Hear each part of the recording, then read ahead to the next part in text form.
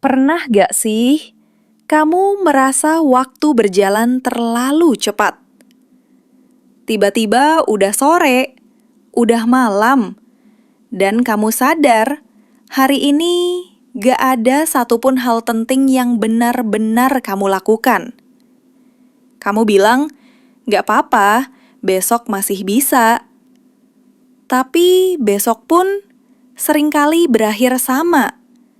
Sampai akhirnya kamu sadar, waktu gak pernah menunggumu. Ia terus berjalan, bahkan ketika kamu berhenti. Ini kisah tentang seseorang yang baru memahami makna waktu setelah waktu itu hampir habis. Kadang kita baru menyadari betapa berharganya waktu ketika waktu itu sudah tak bisa kita ulang kembali. Ini kisah tentang Raka, seorang pemuda biasa yang selalu berpikir, nanti aja, nanti belajar, nanti berjuang, nanti mulai berubah.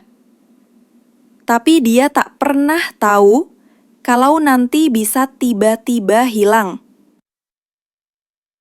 Raka punya mimpi besar. Ia ingin jadi desainer, membangun karya yang bisa dikenang banyak orang. Tapi setiap kali waktu luang datang, ia lebih memilih rebahan, scroll media sosial, atau bilang, santai dulu, masih muda ini. Hari berganti, minggu berlalu, tahun pun ikut berjalan tanpa terasa. Raka masih di tempat yang sama. Mimpinya belum juga tersentuh. Sampai suatu hari, Raka mendapat kabar bahwa sahabat dekatnya, Dimas, mengalami kecelakaan. Dimas koma. Padahal beberapa hari sebelumnya, Raka menolak ajakan Dimas untuk ketemu. Katanya, lain kali aja, gue lagi pengen istirahat dulu. Tapi, lain kali itu tak pernah datang.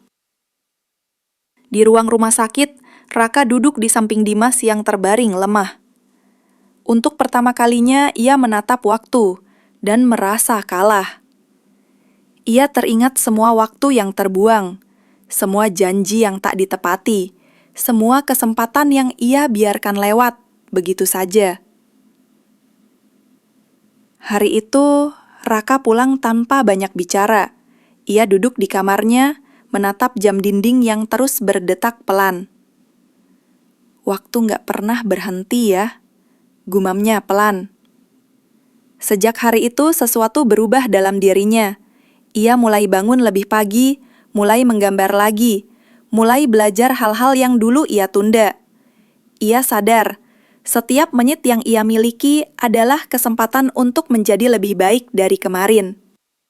Ia tak lagi menunggu waktu yang tepat, karena ia tahu waktu yang tepat itu adalah sekarang.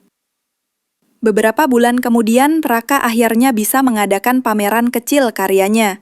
Dan di sudut ruangan, ia menaruh satu lukisan wajah Dimas dengan satu kalimat kecil di bawahnya. Untuk sahabat yang mengingatkanku bahwa waktu tak pernah menunggu. Kadang kita lupa bahwa waktu adalah hal paling adil yang pernah kita punya. Ia berjalan dengan tenang tanpa menunggu siapapun. Dan yang membedakan kita bukan seberapa banyak waktu yang kita miliki, tapi bagaimana kita menggunakannya. Jadi, kalau hari ini kamu punya waktu luang, jangan buru-buru membuangnya. Gunakan untuk hal yang berarti, sekecil apapun itu. Karena suatu hari nanti, kamu akan sadar, waktu yang kamu anggap sepele adalah hadiah terbesar yang pernah kamu miliki. Waktu tidak pernah menunggumu.